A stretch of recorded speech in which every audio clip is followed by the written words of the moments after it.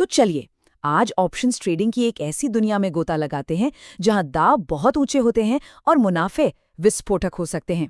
हम बात करने वाले हैं गामा ब्लास्ट की। ये एक ऐसी स्ट्रैटेजी है जो एक्सपायरी के दिन खेल का पूरा नक्शा ही बदल सकती है। लेकिन हाँ, एक बात साफ है, इसमें महारत हासिल करने के लिए सिर्फ किताबी ज्ञान नहीं बल्कि एक फौलादी अनुशासन चाहिए। तो आइए इस जबरदस्त स्ट्रैटेजी के राज से पर्दा उठाते हैं। ये कहावत है ना, ऑप्शंस ट्रेडिंग के दिल में बसे उस संघर्ष को दिखाती है। ये खरीदार और विक्रेता के बीच एक जबरदस्त रस्साकशी है। एक तरफ वो है जो चाहता है कि बाजार शांत रहे और दूसरी तरफ वो जो बाजार में तूफान का इंतजार करता है।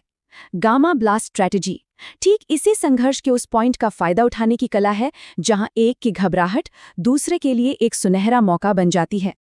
तो आज हम क्या क्या कवर करने वाले हैं। 5 मेन पॉइंट्स हैं। सबसे पहले एक्सपायरी के दिन के घमासान को समझेंगे, फिर गामा ब्लास्ट होता क्या है ये जानेंगे। इसके बाद जैकपॉट ट्रेड की पूरी प्लेबुक को स्टेप बाय स्टेप खोलेंगे।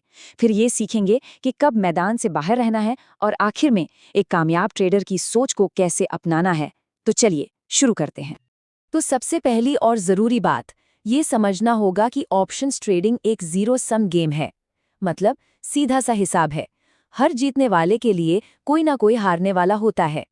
जब एक ऑप्शन बायर प्रॉफिट कमाता है तो वो पैसा सीधा ऑप्शन सेलर की जेब से आता है। ये एक सीधी लड़ाई है। यहाँ ना दो अलग अलग दुनियाएं टकराती हैं। एक तरफ है ऑप्शन सेलर्स, जिन्हें थीटा गेनर्स भी कहते हैं। ये लोग बाजार की शांति के पुजारी हैं। बस ये चाहते हैं कि वक्त बीतता जाए और ऑप्शन का प्रीमियम धीरे धीरे पिघलकर इनकी जेब में आता रहे। और दूसरी तरफ है ऑप्शन बायोस। ये बाजार में तूफान के शिकारी हैं।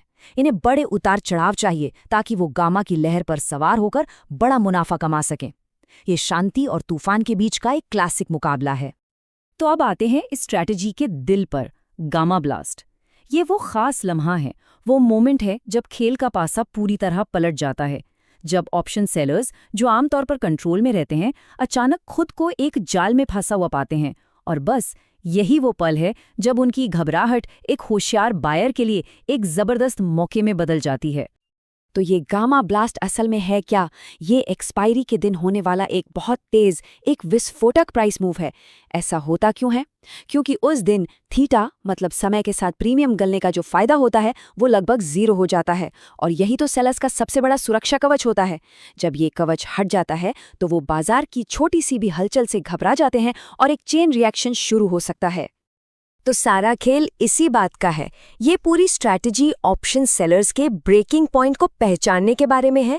वो एक पल जब उनका आत्मविश्वास टूट जाता है और वो अपनी पोजीशन से बाहर निकलने के लिए भगदड़ मचा देते हैं। बस वही पल एक स्मार्ट बायर के लिए मैदान में उतरने का बिल्कुल सही समय होता है। ठीक है, तो थ्योरी बहुत हो गई। अब प्रैक्टिकल पर आते हैं।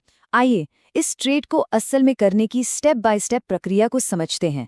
ये इस पूरे बातचीत का सबसे अहम हिस्सा है।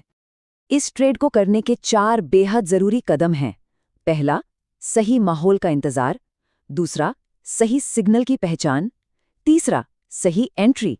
और चौथा, सही एग्जिट। चलिए अब इनमें से हर एक को जरा विस्तार से समझते हैं। पहली और सबसे जरूरी शर्त, सुबह 9:15 बजे से दोपहर 1:45 बजे के बीच बाजार में 1% से भी कम की हलचल होनी चाहिए। बाजार जितना शांत और सुस्त होगा ना, एक बड़े मूव की संभावना उतनी ही बढ़ जाती है, ठीक एक दबे हुए स्प्रिंग की तरह। अगर बाजार सुबह ही 1% से ज्यादा मूव कर चुका है तो ये सेटअप हमारे लिए नहीं है, भूल जाइए उसे। एंट्री का सिग्नल घड़ी देख के नहीं मिलेगा, वो मिलेगा एट द मनी स्ट्रैडल के चार्ट पर प्राइस ब्रेकआउट से। जब स्ट्रैडल का प्रीमियम, जो आमतौर पर समय के साथ गिरना चाहिए, अचानक तेजी से ऊपर भागने लगे तो समझ जाइए ये एक साफ संकेत है कि सेलर्स डर कर अपनी पोजीशंस काट रहे हैं और अब बाजी बायर्स के हाथ में आ रही है। जैसे ही स्ट्रैडल चार्ट पर ब्रेकआउट का कंफर्मेशन मिले, बिना देर किए तुरंत उस दिशा में एट द मनी ऑप्शन खरीदना होगा। अगर बाजार ऊपर जा रहा है तो कॉल और अगर नीचे जा रहा है तो पुट। यहाँ रफ्तार बहुत जरूरी है। फैसला तेज और सटीक होना चाहिए। और आखिर में एग्जिट। मान लीजिए आपने 52 रुपए पर एंट्री ली और आपका स्टॉप लॉस 25 रुपए पर है, तो आपका रिस्क हुआ 27 रुपए का। इस स्ट्रैटेजी में हमारा कम से कम टारगेट होता है 1:2 का रिस्क रिवॉर्ड रेशियो। मतलब हर 1 रुपए के रिस्क पर कम से कम 2 रुपए का मुनाफा। तो 27 रुपए के रिस्क पर हमारा टारगेट कम से कम 106 रुपए होगा। देखिए, एक अच्छी स्ट्रैटेजी सिर्फ ये नहीं बताती कि कब हमला करना है, बल्कि ये भी सिखाती है कि कब मैदान से बाहर रहना ही समझदारी है। अब हम कुछ ऐसे ही चेतावनी के संकेतों पर बात करेंगे जिन्हें देखकर आपको इस ट्रेड से बिल्कुल दूर रहना है। ये 3 नियम पत्थर की लकीर हैं। अगर सुबह ही बाजार में बड़ी हलचल हो चुकी है तो ये सेटअप काम नहीं करेगा। अगर स्ट्रेडल का प्रीमियम लगातार गिर रहा है तो इसका मतलब है कि सेलर्स कंट्रोल में है, ये हमारे लिए सही समय नहीं है। और हाँ, अगर आप शुरुआती ब्रेकआउट से चूक गए हैं तो चलती ट्रेन में चढ़ने की कोशिश बिल्कुल मत कीजिए, अगला मौका बेहतर होगा। अब हम आखिरी और शायद सबसे ज़रूरी हिस्से पर आते हैं, मेंटल डिसिप्लिन।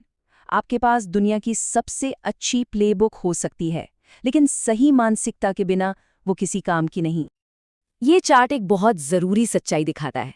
एक ऑप्शन बायर के तौर पर आप शायद 10 में से 7 बार गलत होंगे, लेकिन कामयाबी इस बात पर निर्भर करती है कि आपकी जो 3 जीत है ना, वो इतनी बड़ी हो कि उन 7 छोटे नुकसानों की भरपाई करके भी आपको बड़े मुनाफे में रखें।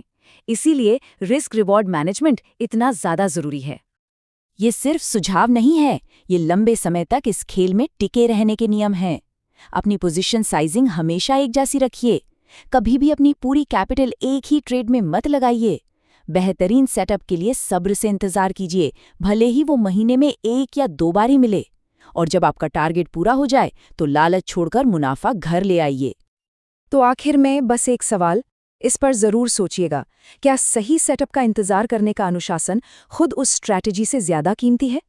क्योंकि ट्रेडिंग की दुनिया में एक अच्छी स्ट्रैटेजी जानना एक बात है, लेकिन उसे सही समय पर सही अनुशासन के साथ लागू करने की काबिलियत ही असल में कामयाबी और नाकामी के बीच का फ़र्क तय करती है।